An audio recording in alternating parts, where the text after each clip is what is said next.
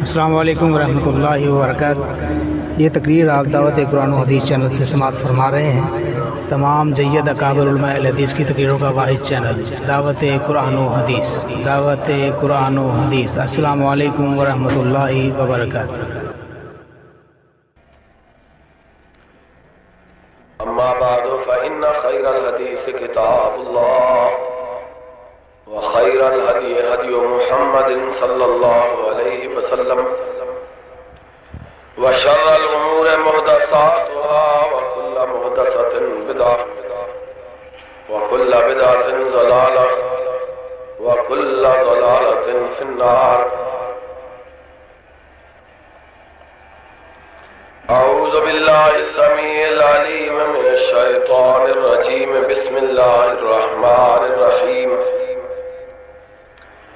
واذکروا اذ انتم قلیل مستضعفون فی الارض تخافون ان یتخطفکم الناس فآواکم وأیدکم بنصرہ ورزقکم من الطیبات لعلکم تشکرون۔ حضرات، مجھے یہ دیکھ کر بہت خوشی ہوئی ہے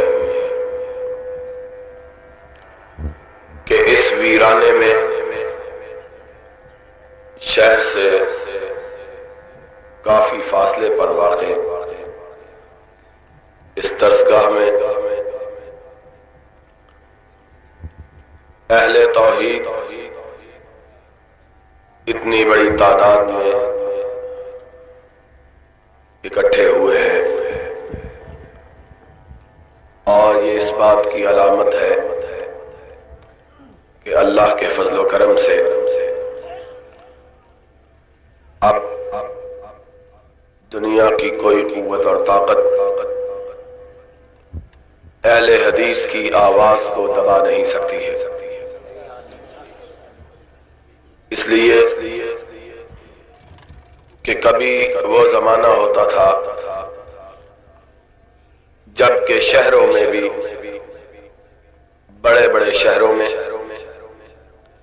اہل حق کے اتنے بڑے اجتماعات منعقد نہ ہوتے تھے، اور اب چھوٹی چھوٹی بستیوں میں اللہ کی توحید کے متوالے اور سرور کائنات حضرت محمد الرسول اللہ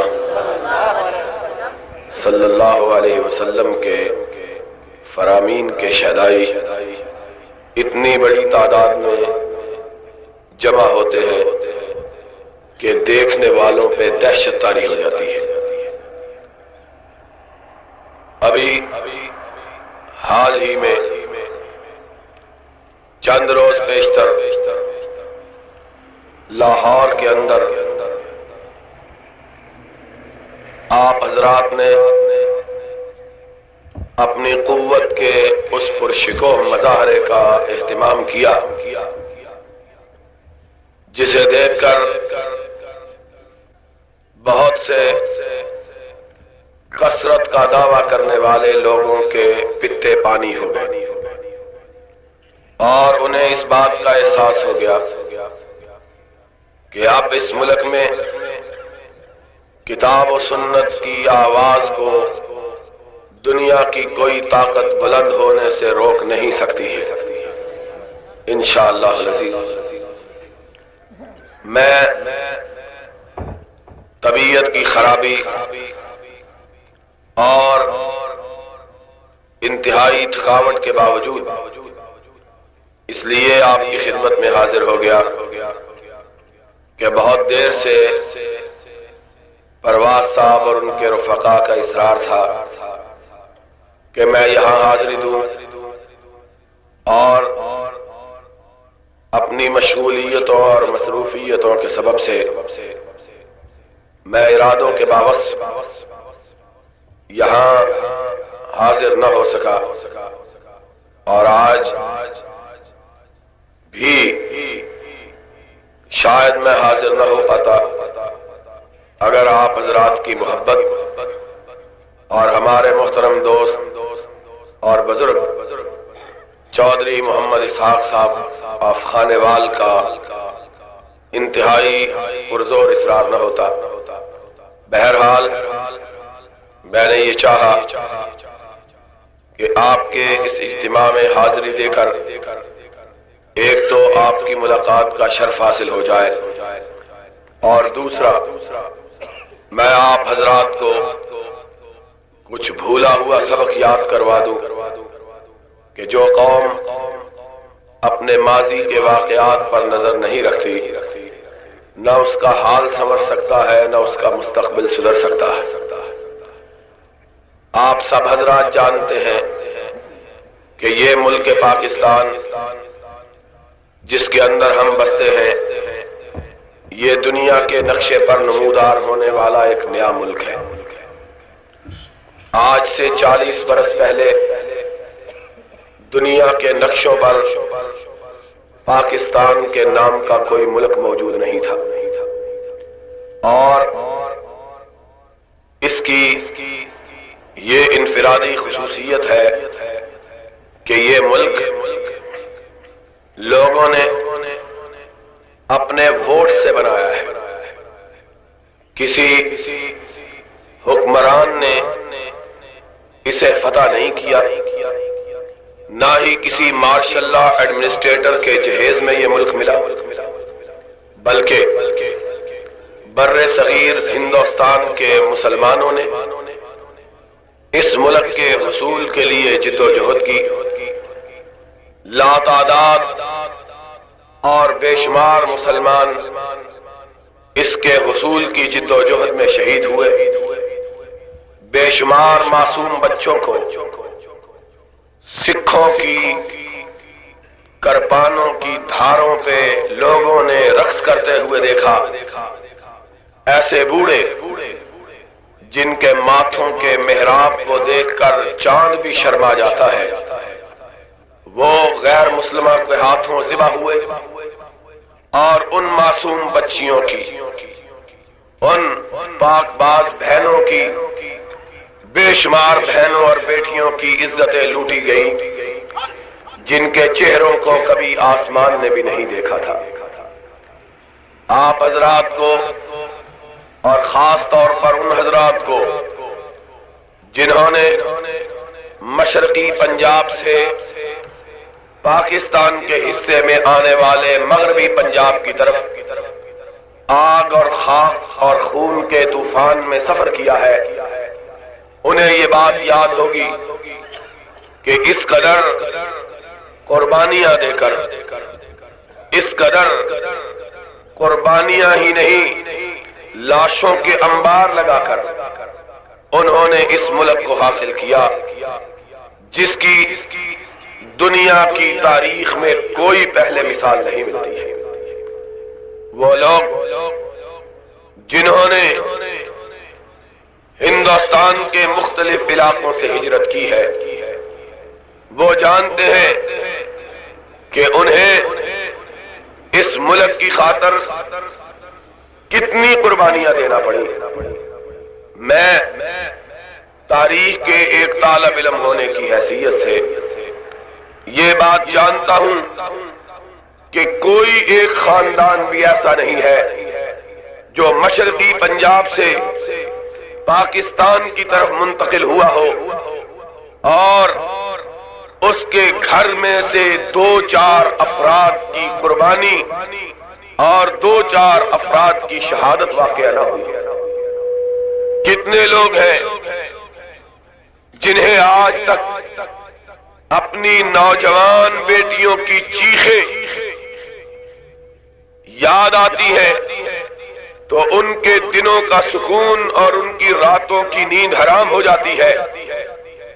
कितने लोग हैं जिन्हें आज भी वो मंजर याद है कि किस तरह पाकिस्तान के हुसूल के लिए उन्होंने अपने मासूम बच्चों को छोड़ा। काफिला चला, घर के सारे अफराद पूरे थे और पाकिस्तान की सरहदों में दाखिल हुआ तो घराना आधा रह चुका था। फिर اس ملک کے حصول کے لیے ان لوگوں نے بھی قربانیاں دی جو یہ سمجھتے تھے کہ ان کا شہر، ان کی بستیاں کبھی بھی پاکستان کا حصہ نہیں بن سکتی، اس لیے کہ پاکستان کے حاصل کرنے کے لیے صرف پنجاب اور بنگال کے مسلمانوں نے قربانی نہیں دی تھی، بلکہ مدراس، بنارس، بہار، یو پی اور سی پی کے مسلمانوں نے بھی قربانیاں دی تھی، اس بات کو سمجھتے ہوئے کہ ان کے شہر اور ان کے علاقے کبھی پاکستان میں شامل نہیں ہو سکتے۔ اس کے باوجود انہوں نے اس ملک کے لیے، اس ملک کے بنانے کے لیے، اس ملک کے حاصل کرنے کے لیے قربانیاں دی۔ کیوں؟ اس لیے کہ وہ سمجھتے تھے کہ پاکستان صرف ایک ملک کے طور پر نہیں بنایا جا رہا، بلکہ اسے محمد عربی کے نام پر الاٹ کیا جا رہا ہے صلی اللہ علیہ وسلم، سرور کائنات کے نام پر الاٹمنٹ کے لیے لوگوں نے اپنی جوان بچیوں کی عصمتوں کو لٹتے ہوئے دیکھا، لوگوں نے اپنے معصوم بچوں کو تلواروں کی دھاڑوں پہ تڑپتا ہوا دیکھا، لوگوں نے اپنے تقدس محاف پوروں کو کٹتے ہوئے دیکھا، اپنے گھروں کو لٹتے ہوئے دیکھا، اپنی عصمتوں کو پٹتے ہوئے دیکھا، لیکن انہیں اس بات کا کوئی رنج نہ تھا۔ کیوں؟ اس لیے کہ وہ سمجھتے تھے کہ ایک ایسا ملک بن جائے گا جس پہ حکمرانی ہوگی تو رب العالمین کی ہوگی، قانون چلے گا تو رحمت للعالمین کا چلے گا۔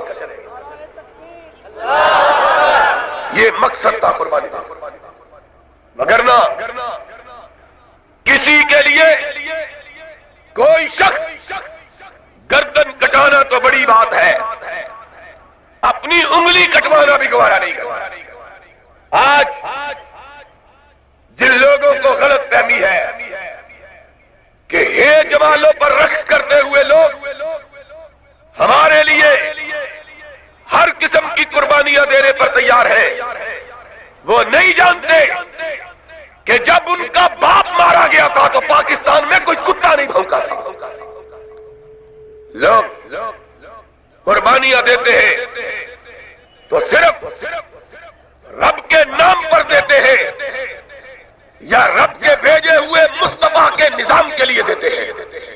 لوگوں نے قربانیاں دی، لوگ اپنے گھروں کو چھوڑنے پر آمادہ ہوئے، لوگ اپنی مسجدوں کو چھوڑ کر نکلے، اپنے مدرسوں کو چھوڑ کر نکلے، اپنے گھروں کو آگ میں گری ہوئی چتاؤں میں تبدیل ہوتا ہوا دیکھ کر نکلے، اپنے آباء و اجداد کی قبروں کو چھوڑ کر نکلے، اپنی جنم بھومیوں کو چھوڑ کر نکلے، صرف اس لیے کہ ہم ایک ایسے ملک میں چلے جائیں جہاں نہ ظلم ہوگا، نہ استبداد ہوگا، نہ جبر ہوگا، نہ آمریت ہوگی، بلکہ اگر ہوگا یا رب کا قرآن ہوگا یا محمد کا فرمان ہوگا۔ یہ مقصد تھا قربانیاں دینے کا، اور یہی سبب تھا۔ اور آپ میں سے جو لوگ بڑے بوڑھے ہجرت کر کے آئے ہیں وہ ان حقیقتوں کو بہت اچھی طرح سمجھتے ہیں کہ لوگوں کے جذبے کا اور جذبات کا عالم کیا تھا۔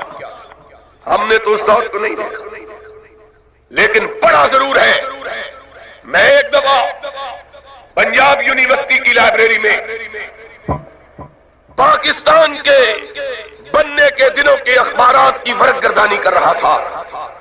میں نے پڑھا ایک عورت اپنے گھر سے جب نکلی تو اس کے ساتھ اس کے 3 بیٹے تھے، 2 کو انگلی سے لگایا، چھوٹے کو اپنے سینے سے چمٹایا اور پاکستان کی طرف روانہ ہوئی. راستے میں قافلے پر حملہ ہوا.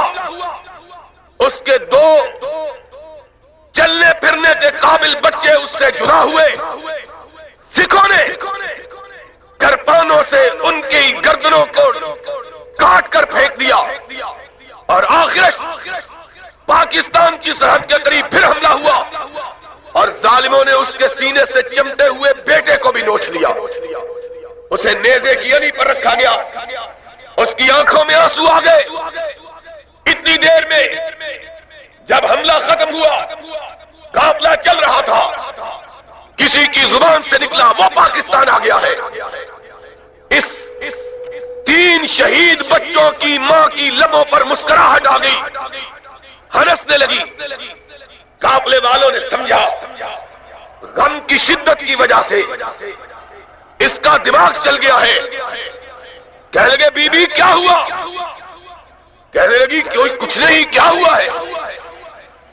کہنے لگے تم 3 بچوں کے کھو جانے کے بعد ہنس رہی ہو، مسکرا رہی ہو، تمہارے دماغ کو صدمہ پہنچا. کہا یہ مسکراہٹ صدمے اور غم کی مسکراہٹ نہیں ہے، بلکہ یہ مسکراہٹ خوشی اور مسرت کی مسکراہٹ ہے. انہوں نے کہا تعجب ہے. اس نے کہا تعجب کیا ہے؟ میں خوش ہوں کہ 3 بیٹوں کو قربان کر کے مصطفیٰ کے دیش میں آ گئی ہوں. لوگوں نے اس کے لیے قربانی کی. اور پھر کیا ہوا؟ وہ ملک جسے اتنی قربانیوں سے، اتنی محنتوں سے، اتنے جذبوں سے بنایا تھا، اس ملک پہ ملک کے وجود میں آنے کے تھوڑے دنوں بعد ہی لٹیرے قابض ہو گئے. زاغوں کے تصرف میں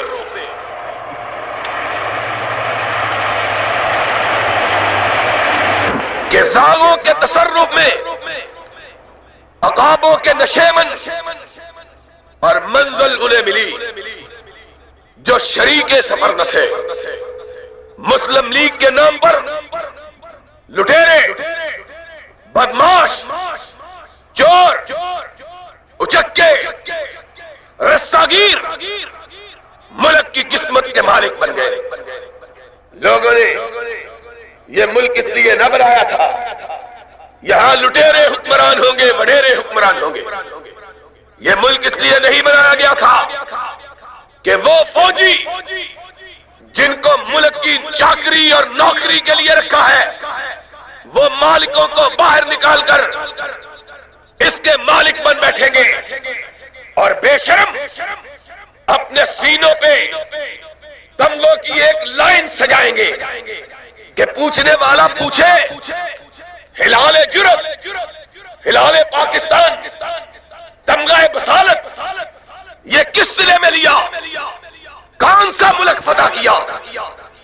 کون سی سرحدوں کو وسیع کیا؟ کون سے خطوں پہ محمد عربی کا پرچم لہرایا؟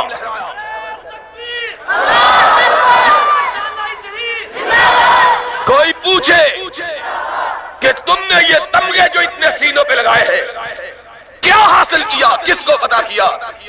بے شرمی کی انتہا ہے کہ جواب میں یہی کہہ سکتے ہیں کہ آدھا ملک گوا دیا اور اپنی قوم پہ قبضہ جما لیا. نعرہ تکبیر!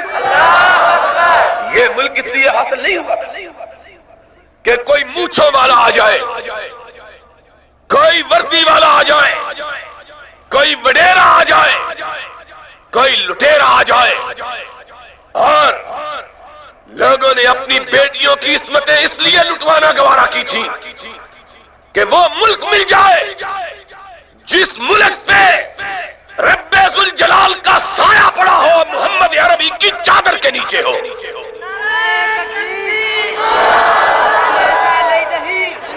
لوگوں نے یہ ملک اس لیے بنایا تھا، اس لیے نہیں بنایا تھا کہ پہلے ہندو اور سکھ بیٹیوں کو لوٹے اور پھر اس ملک کی قسمتوں کے مالک بننے والے لوٹے.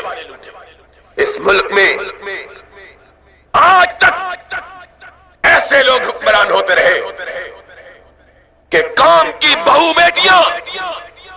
بازاروں سے گم ہوئی اور ان کے محلات سے جا کے دستیاب ہوئی۔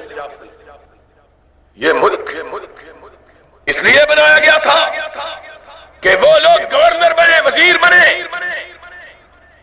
صوبے دار بنے، حکمران بنے، جو قوم کی بوٹیاں بھی نوچے، پاکستان کی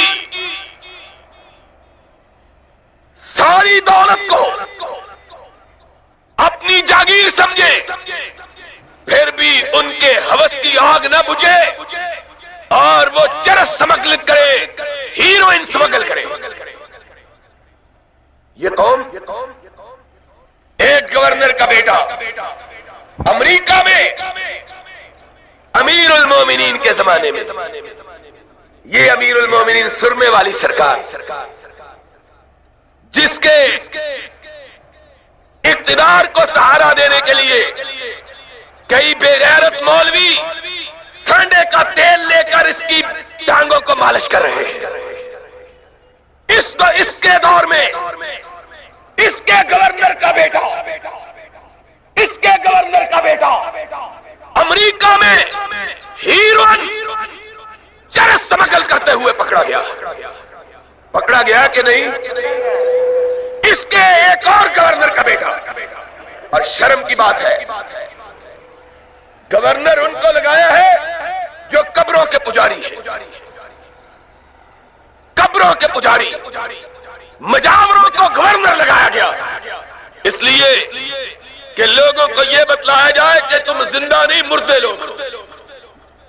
مجاوروں کو زندوں کی ٹھیکے داری نہیں دی جاتی، گورکنوں کو مردوں کا متولی بنایا جاتا ہے۔ پنجاب کا گورنر ایک مجاور کو لگایا گیا، پھر ایک گورنر کے بیٹے نے جس دن وہ حلف اٹھا رہا تھا لاہور کے کنجر محلے میں شراب پی کر گل گپارا کیا، پولیس پکڑنے کے لیے آئی، اس پر فائرنگ کی۔ جب پولیس نے مقدمہ درج کیا تو گورنر کا روپ دے کر اخبارات کو خبر چھاپنے سے منع کیا گیا۔ یہ اسلام کا دور ہے، اس لیے ملک بنایا، ملک لوگوں نے اس لیے بنایا تھا، نہ کوئی گورنر، نہ کوئی گورنر زادہ لوگوں کی آبرو کی طرف بری نگاہ کرنے کی جرات کرے۔ لوگوں نے یہ ملک اس لیے بنایا تھا کہ وہ دور پلٹ آئے جس دور کے اندر ایک گورنر کا بیٹا کسی مجاور کا بیٹا نہیں، کسی لٹیرے اور وڈیرے کا بیٹا نہیں، ایسے گورنر کا بیٹا جس نے پورا ملک خود فتح کیا، خود فتح کر کے اس ملک کا گورنر بنا، اور فتح بھی اس حالت میں کیا تھا کہ تاریخ کی کتابوں میں آیا کہ جب اس شخص نے، اس بہادر و دلیر انسان نے، اس جوان رانا نے امیر المومنین کی بارگاہ میں خط لکھا کہ مجھے ملک مصر پر حملہ کی اجازت دی جائے، تو امیر المومنین نے پوچھا اس کے پاس فوجوں کی تعداد کتنی ہے؟ تو قاصد نے جواب دیا 4,500 اس کے پاس فوج ہے۔ امیر المومنین نے خط لکھا تمہیں حملے کی اجازت نہیں ہے، کیونکہ اتنے بڑے ملک پر اتنی چھوٹی فوج سے حملہ نہیں کیا جا سکتا۔ اور جب یہ قاصد روانہ ہوا، ابھی یاد آپ فاصلہ طے کیا کہ راستے میں ایک اور قاصد ملا، وہ امیر المومنین کی بارگاہ میں جا رہا تھا۔ پوچھا کہاں سے آئے ہو؟ کہا عمرو بن العاص کی طرف سے آیا ہوں۔ کہا کہاں جا رہے ہو؟ کہا فاروق اعظم کی بارگاہ میں جا رہا ہوں رضی اللہ تعالیٰ عنہما۔ کہا تم کہاں سے آئے ہو؟ کہا فاروق اعظم کی بارگاہ سے آیا ہوں۔ کہا کہاں جا رہے ہو؟ کہا عمرو بن العاص کے پاس جا رہا ہوں۔ کہا کیا لینے جا رہے ہو؟ کہا امیر المومنین سے حملے کی اجازت مانگی تھی، امیر المومنین نے حملے کی اجازت نہیں دی ہے۔ کہا تم کیوں جا رہے ہو؟ کہا امیر المومنین کے جواب کا انتظار کر کر کے تھک گئے، جہاد کے جذبے نے جوش مارا، ملک مصر پر حملہ کیا، اور آج عمرو بن العاص کی طرف سے امیر المومنین کی بارگاہ میں مصر کے ملک کی فتح کی خوشخبری لے کے جا رہا ہوں۔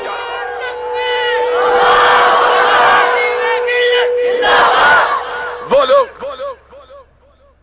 جن کے جذبوں کا، جن کی جرأتوں کا، جن کی شجاعتوں کا، جن کی دلیریوں کا، جن کی ہمتوں کا، جن کے ارادوں کی بلندی کا عالم یہ تھا، اس سالار اعلیٰ کو، اس ملک کا جسے اس نے خود فتح کیا ہے، اس کا گورنر مقرر کیا جاتا ہے۔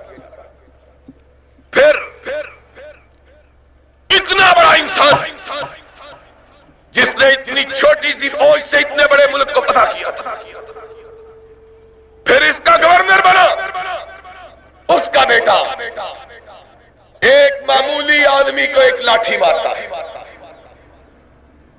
کہ محل سے نکلا،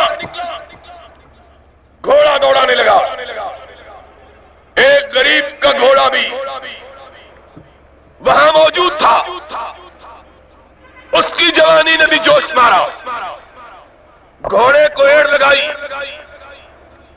غریب کا گھوڑا تھا، محنتی، مشقتیں برداشت کرنے والا، ہوا سے باتیں کرنے لگا، امیر کے بیٹے سے آگے بڑھ گیا، گورنر کے بیٹے کو تاؤ آیا، اس کا گھوڑا میرے گھوڑے سے آگے کیسے بڑھ گیا؟ لاٹھی اٹھائی اور اس کے کندھے پر ماری۔ لوگوں نے یہ ملک اس لیے بنایا تھا، جس نے پھر چوٹ کھائی وہ مصر میں نہیں رکا، سیدھا اس نے مدینہ طیبہ کا رخ کیا، فاروق کی بارگاہ میں پہنچا، واہ اسلام، ہاں اسلام تیری دعائی ہے۔ فاروق نے پوچھا کیا ہے؟ کہا امیر المومنین، آپ کے گورنر نے، ملک مصر کے صوبے دار نے، اس کے بیٹے نے مجھ بے گناہ کو مارا۔ بارگاہ خلافت سے آرڈر جاری، کہا جاؤ اس کے بیٹے کو بھی گرفتار کر کے لاؤ اور گورنر کو بھی پکڑ کے لاؤ۔ دونوں کو لائے، حاضر ہوئے، غریب کے بیٹے کو اپنی لاٹھی دی، درائے عمر اس کے ہاتھ میں آیا، فرمایا اس کے بیٹے کو بھی مارو، اس کو بھی مارو۔ سرور کائنات کا صحابی تڑپ اٹھا، امیر المومنین میرے بیٹے نے گناہ کیا، میں اس کی سفارش نہیں کرتا، میرا قصور کیا ہے؟ فرمایا تیرا قصور یہ ہے تو نے بیٹے کی تربیت غلط کی، اس نے اگر مارا تو تیری وجہ سے مارا۔ میں لوگوں کو بتلاؤں گا کہ فاروق کے دور میں کسی بڑے انسان کا بیٹا کسی چھوٹے انسان کے بیٹے پر ظلم نہیں کر سکتا، اس کو بھی سزا ملے گی، اس کے باپ کو بھی۔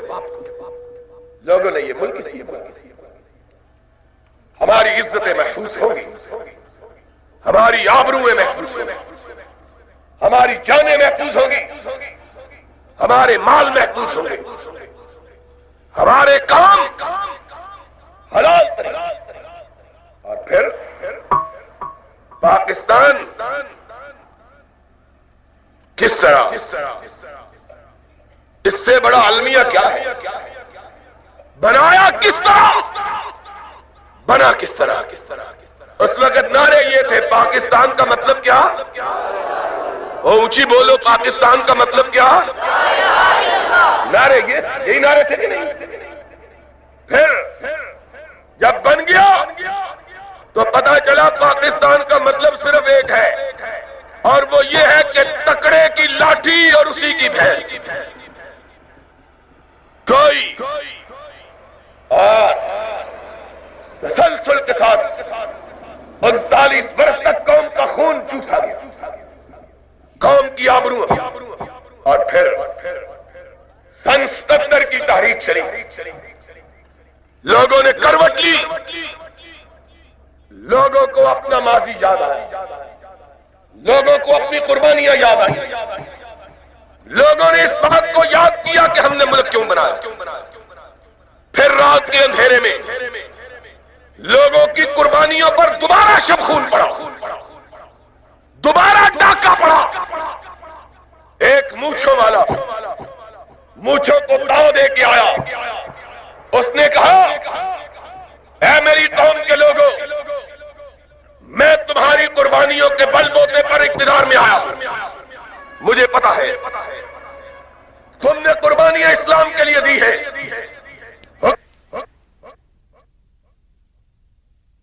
السلام علیکم ورحمۃ اللہ وبرکاتہ۔ یہ تقریر آپ دعوت قرآن و حدیث چینل سے سماعت فرما رہے ہیں۔ تمام جید اکابر علماء اہل حدیث کی تقریروں کا واحد چینل دعوت قرآن و حدیث، دعوت قرآن و حدیث۔ السلام علیکم ورحمۃ اللہ وبرکاتہ۔ لوگوں کا حساب بھی لوں گا اور اسلام بھی نافذ کروں گا۔ اور 77 کو یہی کہا گیا تھا کہ نہیں؟ بھابھیو بولو، یہی کہا گیا تھا کہ احتساب ہوگا اور اسلام نافذ ہوگا۔ قوم نے شکرانے کے نفل ادا کیے۔ بھولی قوم، وہ قوم کے جس کے بارے میں شاعر نے کہا تھا کہ کھلونے دے کے بہلایا گیا، تمناؤں میں الجھایا گیا۔ بڑی سادہ قوم، ہر راہ رو کے ساتھ چل جانے والی، یقین کر لیا، بڑی بسم اللہ پڑھ کے تقریر شروع کرتا ہے، الحمدللہ کہہ کے اتنا پتہ نہیں تھا کہ بسم اللہ ہضم کرنے کے لیے الحمدللہ ڈکار مارنے کے لیے لیتا ہے۔ نو بس سب سے پہلا حکم نامہ جو جاری کیا، سنو آج بات، آج مسئلہ تمہیں سمجھا کے جاؤں، اور چند بزدل خائن، اللہ کے خائن، رسول اللہ کے خائن، قرآن کے خائن، سنت رسول کے خائن، آج جس طرح کفر کو اسلام ثابت کرنے پر تلے ہوئے ہیں، ان کے چہروں سے بھی نقاب اٹھا کے جاؤں انشاءاللہ۔ آج کہتے ہیں آج اس کو کچھ نہ کہو، تھوڑے مامے کا پتر انہوں کچھ نہ کہیے۔ کل تک ہم کو آیتیں سناتے تھے، کہتے گیا حافظ عبدالستار ہے قرآن کی آیت کوئی حکمرانوں کے خلاف، من لم یحکم بما انزل اللہ فاولئک هم الفاسقون فاولئک هم الظالمون فاولئک هم کل تک کہتے تھے قرآن میں آیا ہے جو اللہ رسول کے مطابق فیصلہ نہیں کرتا وہ فاسق ہے، وہ ظالم ہے، وہ کافر ہے۔ اور آج کہتے ہیں ٹھیک ہے کافر یہ، پر انہوں کچھ نہ کہو۔ یہ بھی کسی قرآن میں بتلاؤ، یہ کس قرآن میں لکھا ہوا؟ کس قرآن میں لکھا؟ وہ بھی بتلاؤ۔ سنو، 77 کی تحریک کے نتیجے میں یہ شخص آیا، اس نے کہا اسلام، قرآن، نبی کا فرمان، پہلوں کا حساب۔ سب سے پہلا آرڈر جاری کیا، سب سے پہلا آرڈر جاری کیا، اخباروں میں چھپا، اور میں آج آپ کو شاید بعضوں کو معلوم ہو اور اکثر کو یہ بات معلوم نہ ہو، میں نے اپنی زندگی کی پہلی گرفتاری یہ میاں چنو سے دی۔ یہ بھی اللہ کے فضل و کرم سے پنجاب کا کوفہ ہے۔ سب سے پہلی مرتبہ میں زندگی میں گرفتار میاں چنو شریف سے ہوا۔ جو یہاں کے وزیر بھی ہیں، سفیر بھی ہیں، اور اس کے وزن پہ کچھ اور بھی ہے۔ ماں نے ہمت دی ہے غلط ثابت کر کے مجھ پہ مقدمہ چلاؤ، جھوٹا ہوں تختہ دار پہ کھینچو، سچا ہوں تو اپنے چہروں پہ کالک مل کے اس ملک سے دور ہو جاؤ۔ نعرہ تکبیر، اہل حدیث، اہل حدیث،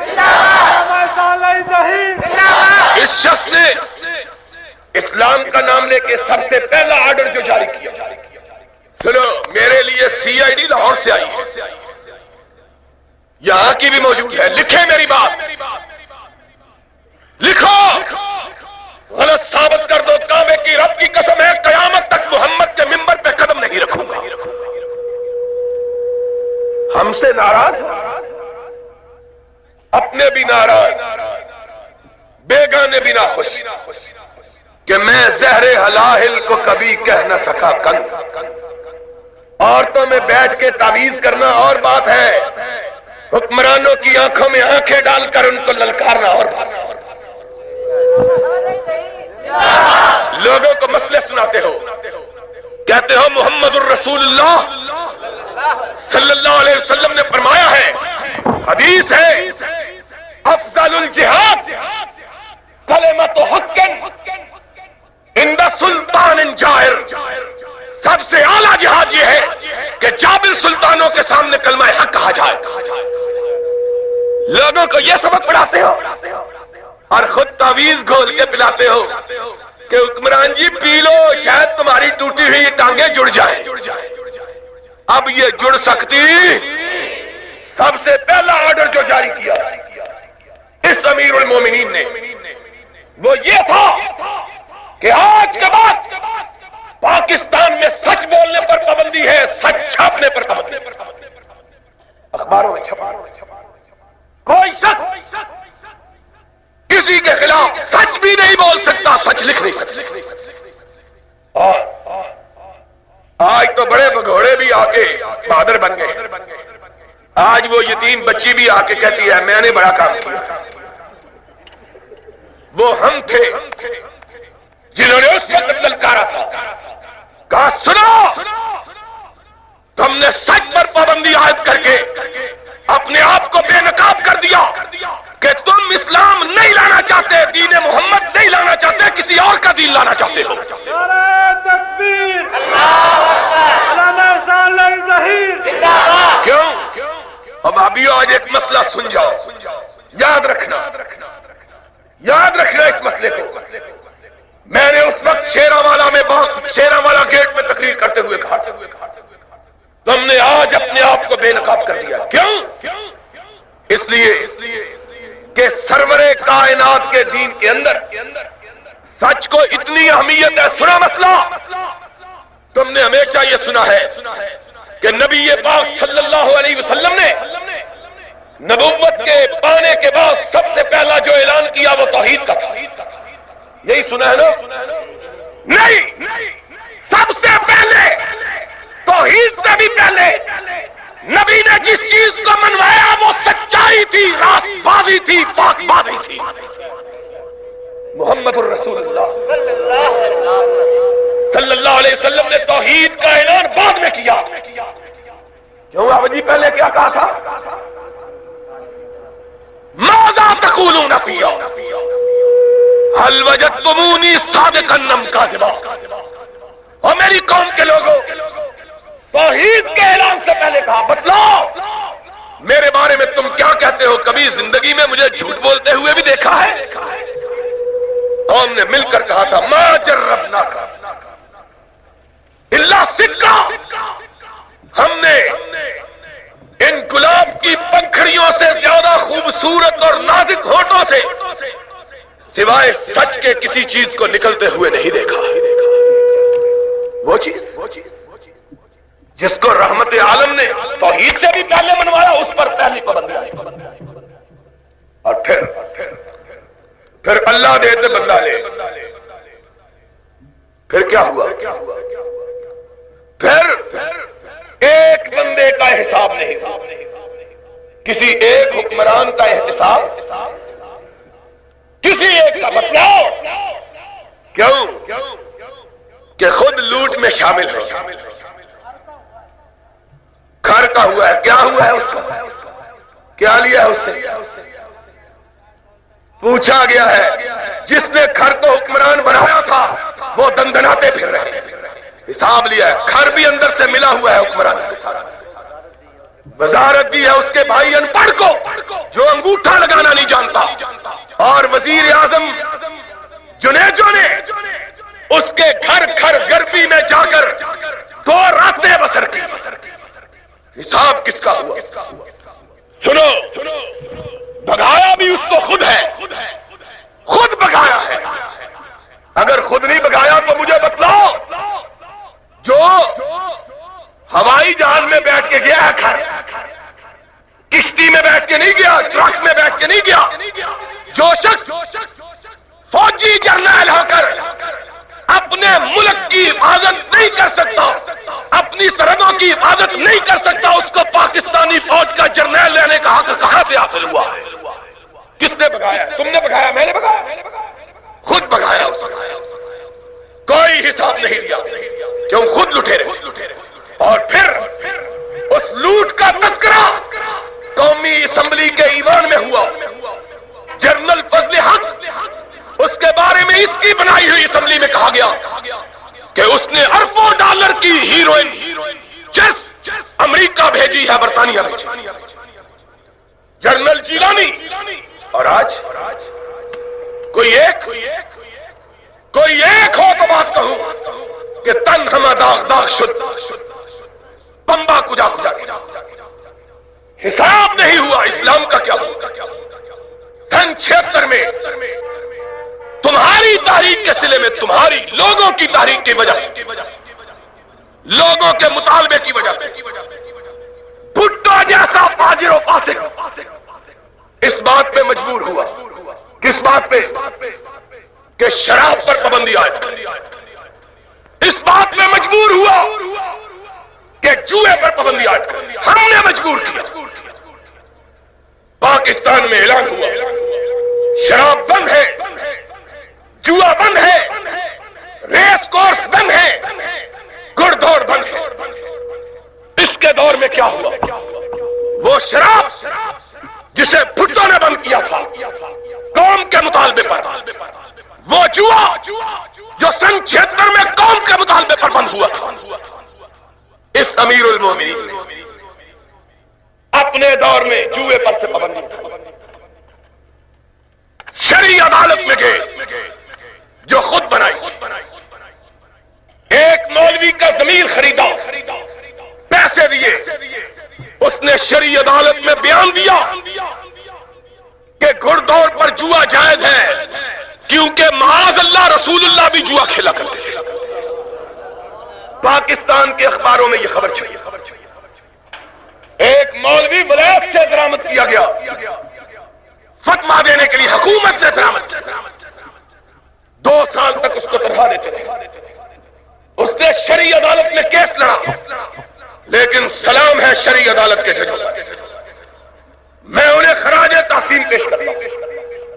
حکومت کے دباؤ کے باوجود اس ضمیر فروش ملا کی دین فروشی کے باوجود شرعی عدالت نے فیصلہ صادر کیا جوا حرام ہے، اور گھڑ دوڑ کا جوا سب سے بدترین جوا۔ یہ امیر المومنین کی اپنی ہوئی عدالت، جب عدالت کا فیصلہ بھی خلاف کیا، اور بولو پیر صاحب کی گھوڑی لاکھ روپیہ جوئے میں جیتی، اور آج پورے پاکستان کے اندر ریس کورس کھل گئے،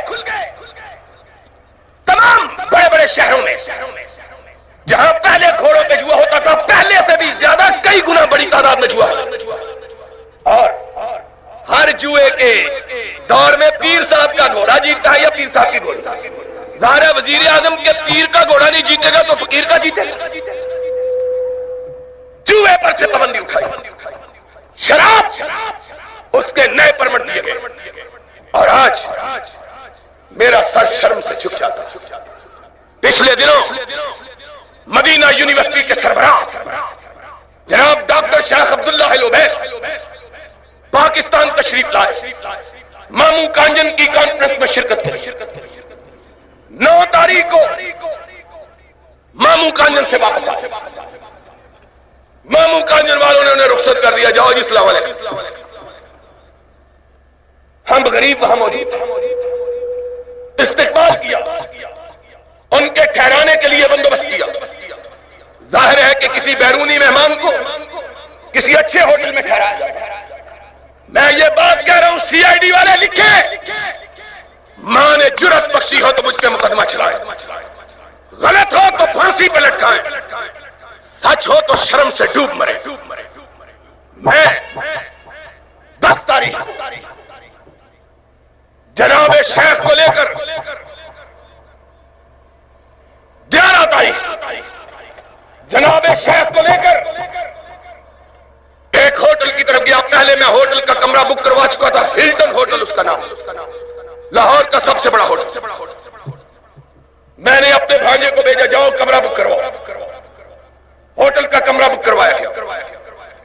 میری بدقسمتی بدنصیبی، مجھ کو کیا معلوم کہ وہاں کیا رسوائی ہوگی۔ کمرہ بک ہو گیا، میں شیخ کو لے کے چلا۔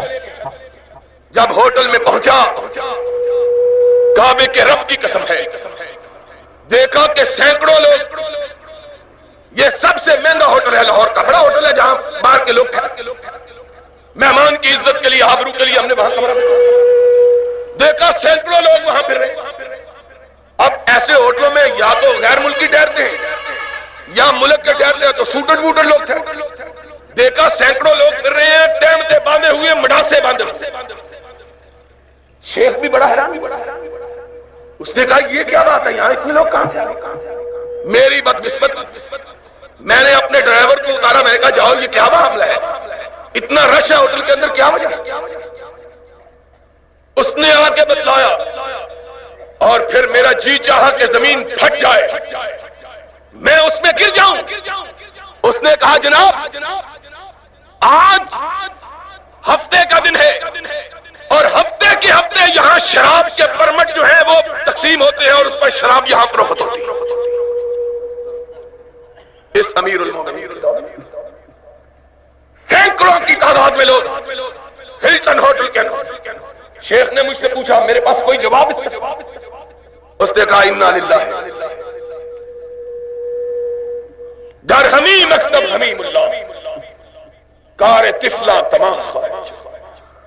اسلام 9 برس کے طویل عرصہ کے گزر جانے کے بعد پرسوں جناب صدر کا بیان چھپا اخبارات میں، شاید آپ کے ہاں کل کے اخبار میں بیان آیا، اس میں انہوں نے فرمایا ہے میں اسلامی نظام کے نفاذ میں ناکام ہو گیا۔ ہمارے یہاں پرسوں چھپا تھا، شاید آپ کے ہاں کل چھپا، کہ میں پوچھتا ہوں پھر بھی بڑا حوصلہ ہے، ناکام بھی ہو گئے ہو، خمیرہ دو زمان کھا کے بیٹھے ہوئے بھی ہو، چھوڑتے کیوں نہیں؟ اور کوئی شخص 9 سال کے طویل عرصے میں صدر صاحب کو اسلام نافذ کرنے سے روکنے والا موجود، کوئی سیاسی جماعت بھی نہیں، کوئی جلسہ نہیں تھا، جلوس۔ اور پھر سیدھی بات ہے کہ اس ملک کے اندر بے گزرے لوگ بھی یہ چاہتے ہیں کہ ان کی اولادیں شرافت کی زندگی بسر، اور پھر ہم کو ڈرایا جاتا ہے، کہا جاتا ہے یہ جائے گا، یہ آ جائے گا، سوشلزم آ جائے گا۔ سنو، میں یہ بات یہاں کہنا چاہتا ہوں، اللہ کے فضل و کرم سے جب تک اہل حدیث زندہ ہے پاکستان میں نہ سوشلزم آ سکتا ہے نہ بھٹوازم آ سکتا ہے۔ پاکستان میں آئے گا یا رب کا قرآن آئے گا یا محمد کا فرمان آئے گا۔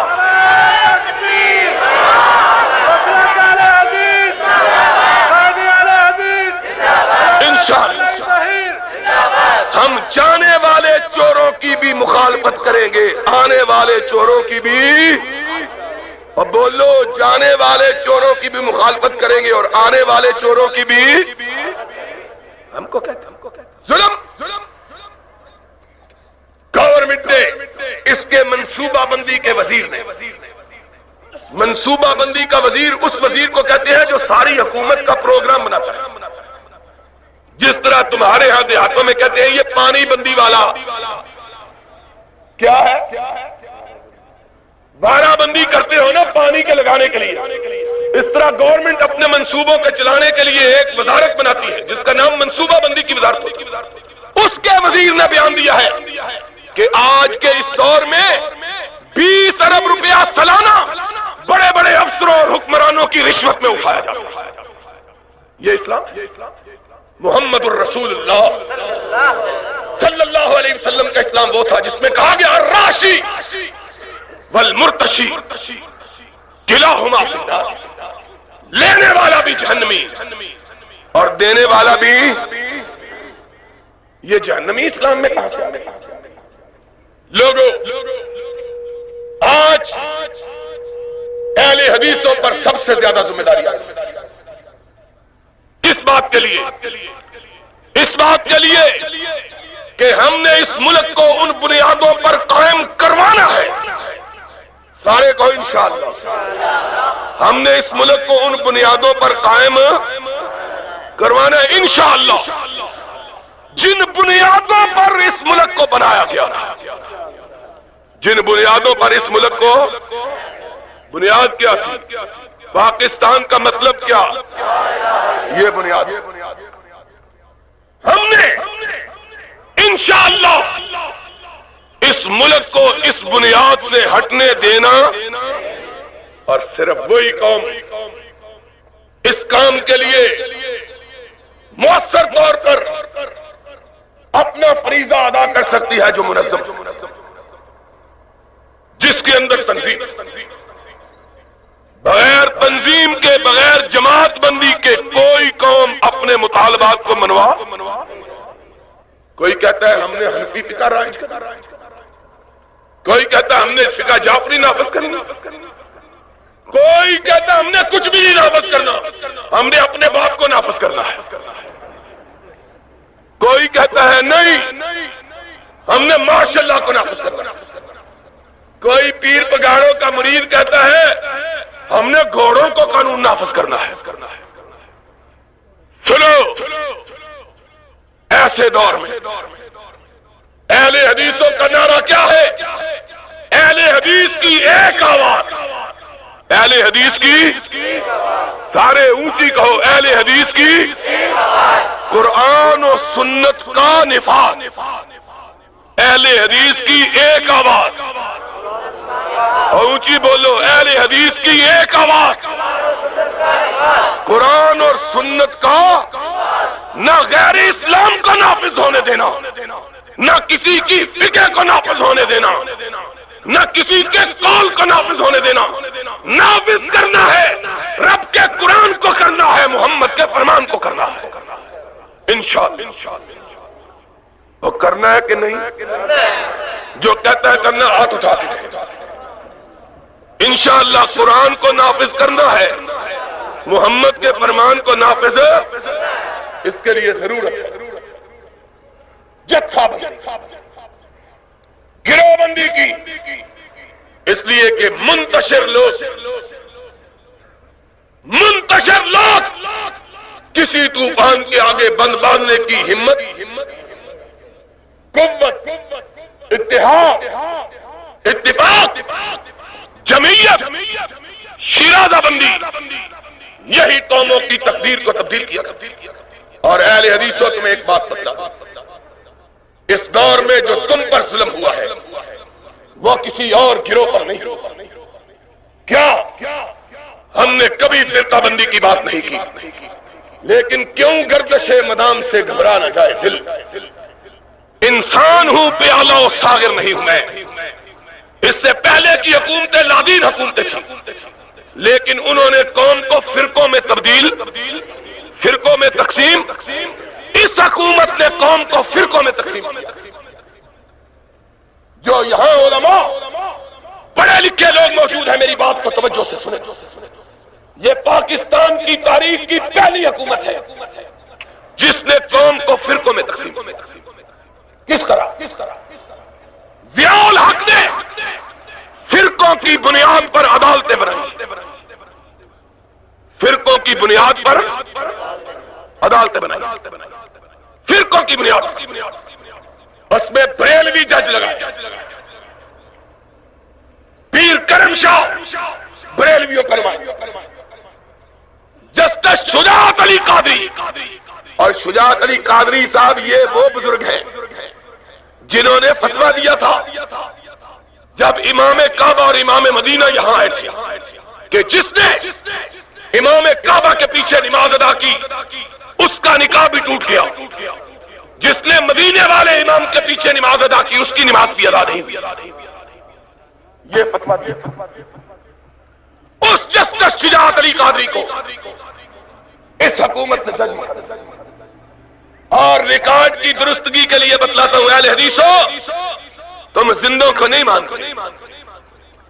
پورے پاکستان کے اندر کسی مولوی کو، کسی 30 مار خان کا کو، کسی رستم زمان کو یہ جرأت نہیں ہوئی کہ جب شجاعت علی قادری کا تقرر ہوا ہے اس پر حکومت کو ٹوکے، اس پر آواز بلند کرے.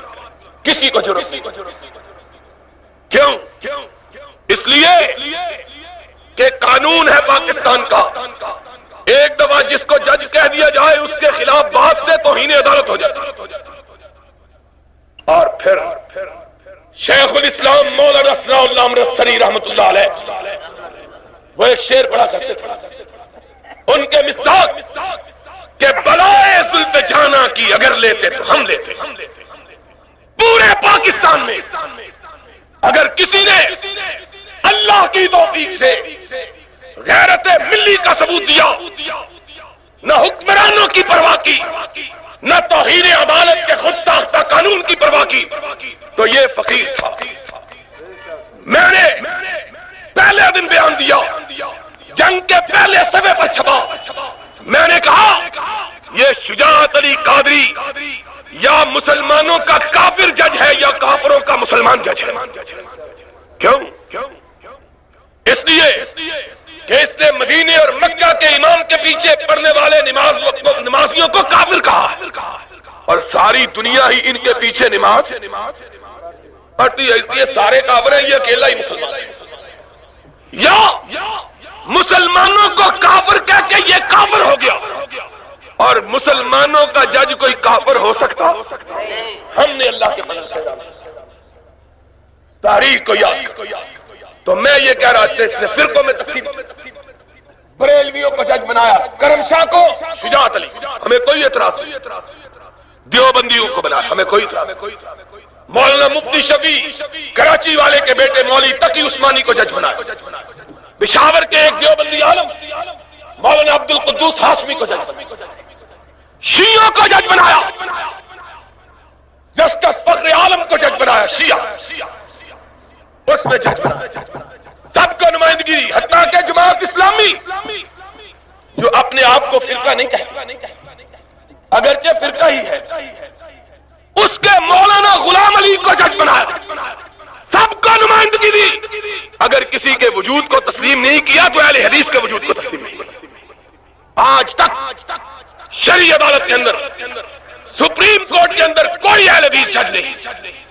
اس شخص نے اس ملک میں فرقہ واریت کو فروغ دیا، اور فرقہ واریت کو فروغ دے کے اہل حدیث کے حق پر چھاپا مارا، ان کے وجود کو تسلیم. سبب کیا؟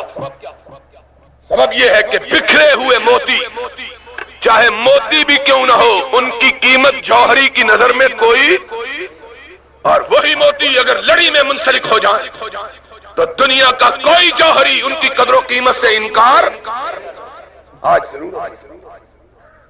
ہم اپنے اندر تنظیم، ہم نے عدم تقلید کو عدم تنظیم کے برابر کیا.